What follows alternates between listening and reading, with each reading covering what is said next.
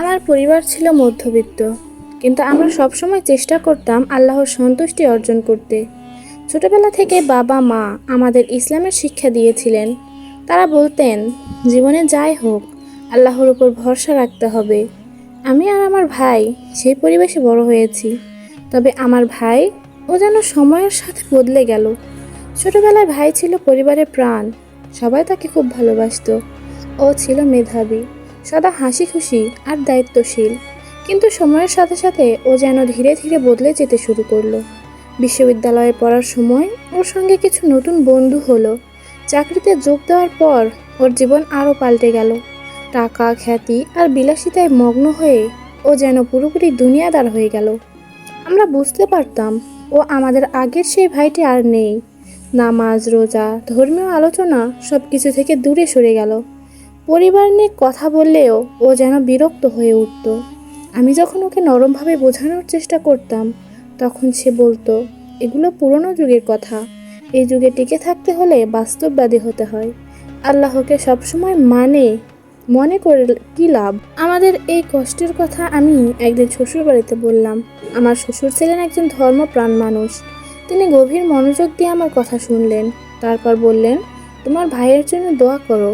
আল্লাহর ইচ্ছা ছাড়া কারো অন্তর বদলানো সম্ভব নয়। দোয়া এমন এক শক্তি যা সবচেয়ে বড় পরিবর্তন আনতে পারে। শ্বশুরের কথাগুলো আমার মনে গভীরভাবে প্রভাব ফেলল। সেই রাতে আমি তাহাজ্জুদে উঠে আল্লাহর কাছে কান্নাকাটি করলাম। বললাম, হে আল্লাহ, তুমি তো আমাদের অন্তরের খবর জানো। তুমি তো আমার ভাই সঠিক পথ থেকে কতটা দূরে গেছে। তুমি যদি চাও, ওর অন্তর তুমি বদলে দিতে পারো। তুমি আমাদের দোয়া কবুল করো, হে পরম দয়ালু। আমি দোয়া করতে করতে ভোরের নামাজের সময় পার করলাম। তখন মনে হচ্ছিল আল্লাহ যেন আমার দোয়া শুনছেন। এর পরের কয়েকদিন আমি আল্লাহর উপর ভরসা রেখে অপেক্ষা করতে লাগলাম। হঠাৎ একদিন ভাই আমাদের বাসায় এলো।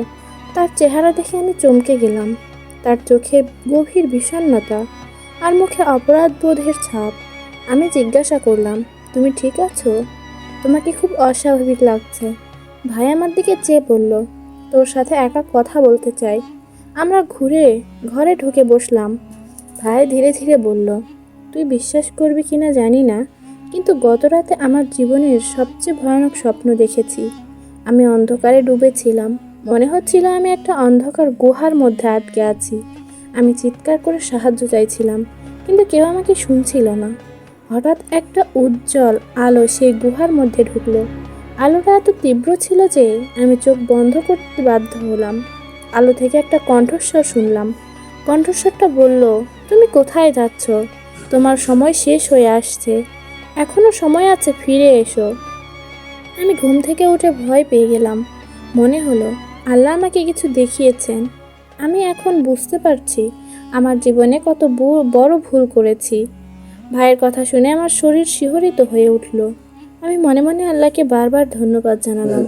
ভাই তখন বলল, আমি নতুন করে জীবন শুরু করতে চাই। আমাকে আল্লাহর পথে ফিরতে সাহায্য করো। এরপর থেকে ভাই যেন পুরোপুরি বদলে গেল। প্রথমে সে ফজরের নামাজ শুরু করলো। তারপর একে একে সব নামাজ সময় মতো আদায় করতে লাগলো। আগে ধর্মীয় আলোচনা শুনলে বিরক্ত হতো, এখন সে নিজেই ইসলামিক বই কিনে পড়তে শুরু করলো। ভাই শুধু নিজের জীবনই বদলানো না, বরং সে আমাদের পরিবারের সবার প্রতি আরও যত্নশীল হয়ে উঠল। মা বাবার যত্ন নেয়, তাদের খোঁজখবর রাখে। তার সেই আগের অহংকার আর নেই। এমনকি তার বন্ধু বান্ধবদের সাথেও সে সৎ পথে আসার কথা বলে। আমি তখন বুঝতে পারলাম, আল্লাহ তখন কারো অন্তর পরিবর্তন করতে চান, তখন তা কোনো কঠিন বিষয় নয়। দোয়ার যে কি অদ্ভুত শক্তি, তা আমি এই ঘটনায় উপলব্ধি করলাম। শ্বশুরের উপদেশ আর আমাদের দোয়া, এই দুইয়ের মাধ্যমে আল্লাহ আমার ভাইকে সঠিক পথে ফিরিয়ে এনেছেন। আজ আমার ভাই সবার জন্য এক উদাহরণ। যে মানুষটা একসময় দুনিয়াদারিতে ডুবেছিল, সে এখন আল্লাহর পথে ফিরে এসেছে। তার পরিবর্তন দেখে আমি শুধু আল্লাহর প্রতি কৃতজ্ঞতা প্রকাশ করি। এই ঘটনা আমাকে শিখিয়েছে, আমরা কখনো দোয়া করা বন্ধ করতে পারি না। আল্লাহ আমাদের অন্তর জানেন, তিনি পরম দয়ালু, ক্ষমাশীল। যারা সঠিক পথ থেকে সরে যায়, তাদের জন্য দোয়া করা আমাদের দায়িত্ব। আল্লাহ আমাদের ফিরিয়ে আনবেন, আমাদের শুধু বিশ্বাস রাখতে হবে। হে আল্লাহ, আমাদের অন্তরকে তোমার পথে অবিচল রাখো। আমাদের সবাইকে তোমার সন্তুষ্টি অর্জন করার তৌফিক দান করো।